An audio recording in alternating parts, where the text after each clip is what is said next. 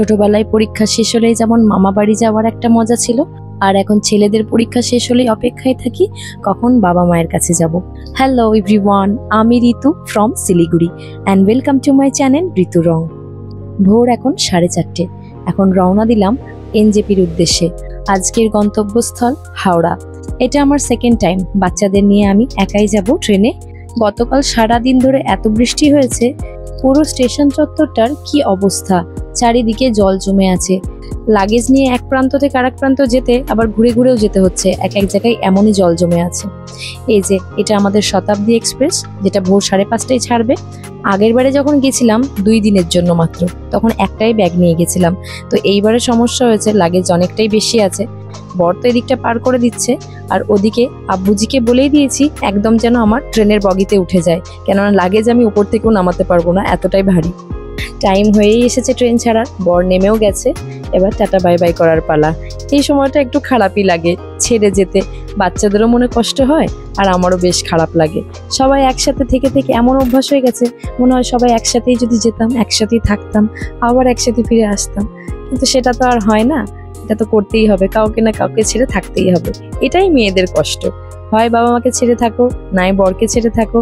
আবার কোনো একটা সময় আসবে যখন এই পুচকেগুলোও বড় হয়ে যাবে, তখন আবার ওদেরকে ছেড়েও থাকতে হবে। বাচ্চা দুটো উঠেই শুয়ে পড়েছে, কেননা কালকে রাতে আমাদের একটা প্রোগ্রাম ছিল, যেখান থেকে ফিরে এসে শুতে টুতে মোটামুটি অনেকটাই লেট হয়ে গেছে, 12টা বেজেই গেছিলো বাচ্চাদের শুতে। আর আমার তো আরও একটু লেট হয়েছে, ঘুম তো রীতিমতো হয়নি ভালো করে, বাচ্চাদের তো বেশি কষ্ট হচ্ছে। তবে রোহান যখন 4টার সময় উঠেছে, উঠে ও ফুল এনার্জেটিক, যে দাদা তাড়াতাড়ি ওঠো, নানা হাউস যেতে হবে, টাইম হয়ে গেছে, ফুল এনার্জেটিক। আর ওর ব্যাপার হচ্ছে ও দুপুরে একটু ঘুমিয়ে নেয়, আর রিকো তো দুপুরে ঘুমায় না। ও বেচারা ভোরে কিছুতেই উঠতে পারছিল না, আর এখানে এসে একদম সঙ্গে সঙ্গেই ঘুমিয়ে পড়েছে। আমি একটু ঘুমানোর চেষ্টা করছিলাম, কিন্তু দেখলাম তখনই চাটা দিয়ে গেল। তাই ভাবলাম গরম চাটা একটু খেয়ে নিই, গলাটা একটু আরাম হবে। গলায় ব্যথা তো সে আর কমছেই না, হয়ে গেল 1 সপ্তাহ 10 দিন। গলার ভয়েসটা কেন জানি না এখনো ফিরছে না, এখনো গলার আওয়াজটা সেই ভাঙা ভাঙাই দেখছি। 1 কাপ ভর্তি জলের মধ্যে এই পুচকে একটা গুঁড়ো দুধের পাউচ আর এইটুকুনি একটু চা পাতা, সে আর কি টেস্ট হবে। যাই হোক, এটাকে গরম জল বলে খেয়ে নেওয়াই ভালো, গলার জন্য আরাম হবে। এদিকে তো আমার ছেলেরা ঘুমিয়ে অস্থির, দুজনেই বেঘরে ঘুমাচ্ছে। এসিটাতে এত ঠান্ডা থাকে, আমি আজকে একদম আগে থেকেই 2 জনের জন্য 2টো চাদর নিয়ে নিয়েছি। আগের বারে আমি খুব বাজেভাবে ভুগেছি, এমনি ফুল স্লিভ পরিয়ে এনেছি, আমার কাছে স্কার্ফও ছিল, বাট এতই ঠান্ডা করে রাখে, বাচ্চাগুলো যখন শুয়েছিল একদম কাঁপছিল। তো সেই বাজে একটা এক্সপিরিয়েন্স হয়েছিল। তো সেই জন্য আমি আগে থেকেই আজকে একদম 2 জনের জন্য 2টো চাদর নিয়ে এসেছি, যাতে ওরা যখন ঘুমায় ওদেরকে একদম ভালো করে র্যাপ করে দিতে পারি। যখনই একটু ঘুম ঘুম পাচ্ছে, চোখটা লাগছে, তখনই একটা করে খাবার দিয়ে যাচ্ছে। এই একটা সমস্যা শতাব্দী এক্সপ্রেসের, সারা রাত তো ঘুম হয় না ভোরে ওঠার জন্য, আর ট্রেনে উঠে একটা নিশ্চিন্ত ভাব আসে। এত ঘুম পাই সকালটা, যদিও ব্রেকফাস্টটা অনেকক্ষণ আগেই দিয়ে গেছিলো, কিন্তু ঘুমের চোটে আর খেতে ইচ্ছা হচ্ছিল না। তারপর ভাবলাম একটু আস্তে আস্তে খাওয়া যাক, কেননা এবার একটু খিদেও পাচ্ছে আসলে। ব্রেড বাটার আর একটা অমলেট ছিল কিছু সবজির সাথে, তো আমি ওটাকে নিয়ে একটা স্যান্ডউইচ মতো বানিয়ে নিয়েছি, আর একটু কেচাপ ছিল ওটাও ছড়িয়ে দিয়েছি, বেশ ভালোই লাগছে কিন্তু খেতে। Good morning. ঘুম থেকে উঠেই রো বেবি জুস খাবে বলছে। এখন বাজে 9টা মতো, 2টো বাচ্চাই উঠে পড়েছে ঘুম থেকে। এখন বেশ ওরা ফ্রেশ মুডে আছে, কেননা ঘুমটা একটু বেশ হয়েছে অনেকক্ষণই। ব্রেকফাস্টের সাথে জুস দিয়ে গেছিল, ঘুম থেকে উঠেই দেখতে পেয়েছে জুস, উঠেই বললাম আমি জুসটা আগে খাবো। বললাম আগে বাবা ব্রেকফাস্টটা করে নাও, তারপরে জুসটা খাবে। কে শোনে কার কথা। আর আমারও এখন বেশি কথা বলতে ভালো লাগছে না, মাথাটা একদম ঝিমঝিম ঝিমঝিম করছে, তাই দিয়েই দিলাম। তবে অল্পই খেয়ে দেখলাম রেখে দিয়েছে। এদিকে রিকোকেও আমার মতো একটা স্যান্ডউইচ বানিয়ে দিয়েছি, আর রোহানের জন্য আমি একটু ভোরবেলা উঠে ওটস বানিয়ে নিয়েছিলাম, কেননা আমি জানি ও হয়তো ব্রেড খেতে নাও পারে, তো সকালটা একটু ভরপেট তো কিছু খাওয়াতে হবে। তো সেই জন্য আমি দেখলাম ওটসটা তাড়াতাড়ি বানানোও হয়ে যাবে, আর ও খেতেও খুব ভালোবাসে, তাই ওটসটাই বানিয়ে নিয়ে এসেছি। বাচ্চাদের তো 10 তারিখে পরীক্ষা শেষ হয়েছে, আমার প্ল্যান ছিল আমি 11 তারিখেই বেরিয়ে পড়বো, কিন্তু একটা 12 তারিখে প্রোগ্রাম ছিল, একটু ক্লোজ ফ্যামিলি ফ্রেন্ড বলা যেতে পারে। তো ওখানে একটা বাচ্চার অন্নপ্রাশন ছিল, তো ওটা অ্যাটেন্ড করতেই হতো, তাই টিকিটটাও পরের দিনেই কাটা হলো।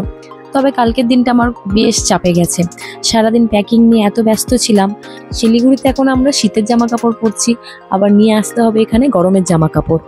সেই সব জামা কাপড় বার করা, দেখা কোনটা ঠিক আছে না আছে। বাচ্চাদের তো এক সিজন থেকে আর এক সিজনে গেলেই জামা কাপড় সব ছোট হয়ে যায়, সব গুছিয়ে মাথা ঠান্ডা করে নেওয়াটা খুব একটা বড় একটা টাস্ক আর কি আমার জন্য। সেই ঘুরতেই যাই আর বাবার বাড়িতেই আসি, সমস্ত কিছু প্যাকিং করে নিয়ে আসতে হয় যা যা দরকার। আর তারপর তো ওদের খেলার জিনিস, ওদের অ্যাক্টিভিটির জিনিস এইসব তো আছেই। মামা 4 আওয়ার্স লাগবে। ট্রেনের জার্নিটা যেহেতু প্রায় 10 ঘন্টা, তো ওদের এন্টারটেনমেন্টের ব্যবস্থা তো রাখতেই হবে, না হলে ওরা তো বোর হয়ে যাবে আর আমার মাথা খারাপ করে দেবে। তো সেই জন্য ওদের ড্রয়িংয়ের কিছু জিনিসপত্র নিয়েই রেখেছিলাম। ব্রেকফাস্ট হয়ে গেছে, ফ্রেশন আপ হয়ে গেছে, এখন ওরা বসে বসে ড্রয়িংগুলো করুক। এদিকে রোহান আমাকে একটা স্যান্টা এঁকে দিতে বলেছে, সাংঘাতিক আমি একটা স্যান্টা এঁকে দিয়েছি। আমি একদমই ড্রয়িং ভালো পারি না, কোনো কিছু দেখে আমি তাও ড্রয়িং করে দিতে পারবো, বাট নিজের থেকে ড্রয়িং করাটা আমার জন্য খুবই ডিফিকাল্ট। আর রোহান কিরকম স্যান্টা কালার করেছে দেখুন, স্যান্টাকে ভূত বানিয়ে দিয়েছে। আর রিকো এদিকে বানাচ্ছে সোলার সিস্টেম।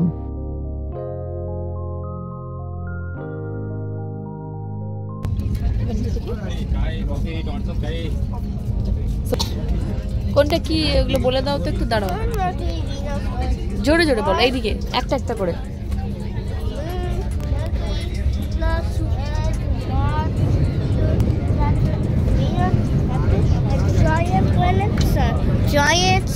এইটা এই জিনিসটা কি বলে? এই জিনিসটাকে রিং বলে। আর এটা কি, এটা কি প্ল্যানেট? ইউরেনাসের রিং থাকে। ওদেরকে দিলাম এবার একটু ট্যাব দেখতে, দুই ভাইয়ে দেখুক, টাইম পাস করুক, আর আমি একটুখানি ঘুমানোর চেষ্টা করি। এবার খুব মাথা ব্যথা হচ্ছে। আগের বারে যখন ট্রেনে গেছিলাম তখন বেশ পরিবেশটা অন্যরকম ছিল, বেশ ফ্যামিলি ছিল আশেপাশে, সবাই খুব হেল্পফুল ছিল, সবাই গল্প করছিল। আর এবারে ঠিক ওরকম পরিবেশটা না, এবারে খুবই বোরিং লাগছে জার্নিটা। কেউই সেরকম কথা বলার মতো নেই, সবাই নিজের নিজের মতোই আছে। আর বেশি ছেলেই, আসলে বেশি ছেলে টেলে থাকলে এরকমই হয়। মেয়েরা থাকলে, বাচ্চারা থাকলে অনেক সময় অনেক গল্প করে, একে অপরের সাথে কথা বলে, তো সেই জিনিসটা আজকে মিসিং। লাঞ্চ দিয়ে গেছিলো প্রায় 12টার দিকে, ওদেরকে আমি অল্প করে ডাল আর ভাতটা খাইয়ে দিয়েছি, কেননা স্টেশনে নামার পরেও তো বাড়ি পৌঁছাতে একটু টাইম লাগবে। তো খেয়ে দিয়ে রিকোর মনে হয়েছে ওর ভুঁড়িটা বেড়ে গেছে, দেখুন কিরকম এক্সারসাইজ করছে। চলুন, ফাইনালি আমরা পৌঁছে গেছি হাওড়া অন টাইম। ওদিকে আব্বুজির সাথে কথাও হয়ে গেছে, প্ল্যাটফর্মে এসে গেছে। এখন বাচ্চারা ভীষণ এক্সাইটেড হয়ে আছে, এবার শুধু ট্রেনটা থামার অপেক্ষায় আছে ওরা।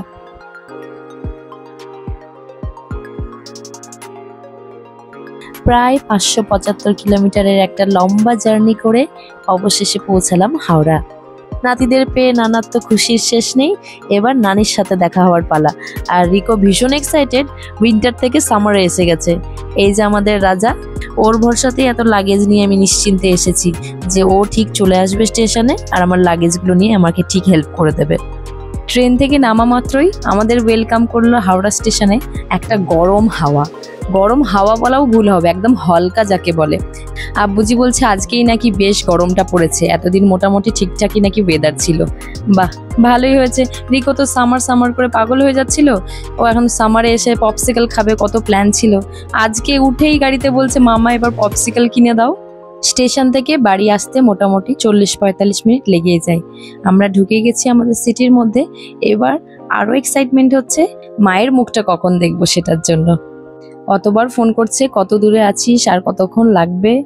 এই দেখুন ঠিক রোদের মধ্যে দাঁড়িয়ে আছে আমরা আসবো বলে।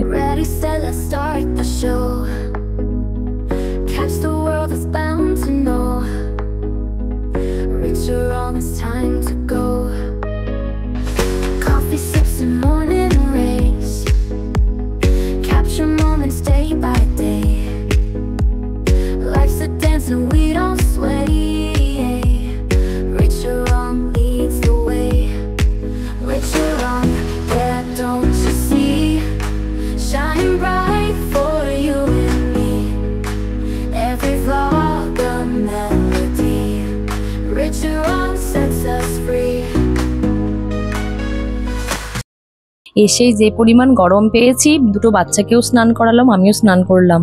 আর যেহেতু অল্প করে খেয়ে নিয়েছিলাম, খুব বেশি খিদে ছিল না। স্নান সেরে খাওয়া দাওয়া সেরে এবার এসেছি মায়ের বাগানটাতে। সারা শীতকাল জুড়ে এত ফুল দেখেছি ছবিতে আর ভিডিওতে, সেসব তো আর নেই, সব তো মরে গেছে, সিজন শেষ হয়ে গেছে। আর বাঁচিয়ে রেখেছে মা এই চেরি টমেটোটা, যাতে এসে নাতিরা একটু তুলতে পারে। রোহান টমেটো তুলতে খুব ভালোবাসে। আগের বছর এই সময় যখন এসেছিলাম, মা ওই একটা টমেটো গাছই বাঁচিয়ে রেখেছিল, তো সেটা থেকে রোজ একটু একটু করে যতদিন ছিল টমেটোগুলো রোহান এসে এসে তুলতো, সবাই রেখে দিত, ওটা যেন রোহানই তোলে। আর এই বছর একটা লাগিয়েছে চেরি টমেটো, এটা এত সুন্দর লাগছে, রেলিং ধরে এমন লতিয়ে লতিয়ে উঠেছে। এই দেখুন এখনো কাঁচা অনেকগুলো আছে, তার মানে এগুলো পাকবে, বেশ কিছুদিন থাকবে গাছটা। টমেটো গাছ লতা না হয় কোনোদিন শুনিনি তো। এখানেও এখন সব টমেটো গাছ লতা নেই। এই কি কথা, টমেটোর গোড়া এখানে, এই যে গোড়া এখানে, এ লতিয়ে লতিয়ে লতিয়ে লতিয়ে উঠেছে রেলিং ধরে, কি সুন্দর দিয়ে গেছে ওখানে অবধি, এই যে এখানে অবধি চলে এসছে, ফুল হয়ে আছে গো এখনো। এটা দেখেছো বাবা, কি সুন্দর কালার জারবেরাটার। এটা শীতকালে মানে আরো বড় বড় হয় না। বাগানে ঘুরছিলাম, তখনই দেখলাম এখানে দিতে এসেছে মশা মারার জন্য ধোঁয়া। তো এগুলো আগে বাইরে বাইরে দিয়ে চলে যেত রাস্তায়, এখন নাকি ভেতরে ভেতরেও ঢোকে, বাড়ির চারিদিকে দিয়ে দেয়। তাই মা বলছিল গাছে দিও না, ফল টল আছে ওদিকে, লঙ্কা টঙ্কা আছে, বা উনি বলছেন এগুলোতে কিছু হবে না নাকি ফলে। এখানে মশার উৎপাত খুবই বেশি, তবে এখন দেখছি অনেক কমেছে। বহুদিন ধরে এই ওষুধগুলো একটানা দেয়, তো দিতে দিতে দেখছি কমে গেছে মশাটা অনেক। এটা খেতে ইচ্ছা হচ্ছে, আমি খাবো তো।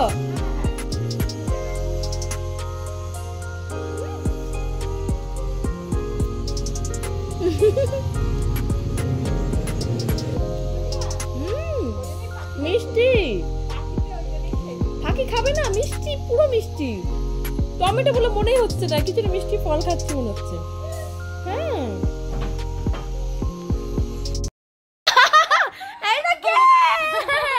নিশা মিমি এসে গেছে। হ্যালো নিশা মিমি, ইয়ে ইয়ে ইয়ে ইয়ে ইয়ে ইয়ে। হ্যাঁ মামা, নিশা হোলি খেলেছে, আর এটা তো বড় সারপ্রাইজ হয়ে গেল। আমি ওপরের রুমে কিছু একটু কাজ করছিলাম, হঠাৎ করে নিচে থেকে চিৎকার চেঁচামেচি শুনতে পাই। রিকো আর রোহান চেঁচাচ্ছে, মাম্মা নিশা মিমি এসে গেছে, নিশা মিমি এসে গেছে। আমাদের কিচ্ছুটি জানায়নি, সারপ্রাইজ দেবে বলে অফিস থেকে সোজা চলে এসেছে এখানে। আব্বুজি আম্মি জানতো ঠিকই, কিন্তু কিচ্ছু বলেনি। নিশার বিয়ে হয়ে যাওয়ার পর থেকেই এখানে এসে কিরকম একটা ফাঁকা ফাঁকা লাগে। আর দিদিও আজকে বিকেলেই বেরিয়ে গেছে ওর শ্বশুর বাড়ি, তো এসে আমি একাই হয়ে গেছিলাম। রাত্রি এখন 9টা বাজে, এখন ঢুকলো, অফিসে দোল খেলে একেবারে ভূত হয়ে এসেছে। চলো একটু চুমু দিদি, কোথায় চুমু দেবো?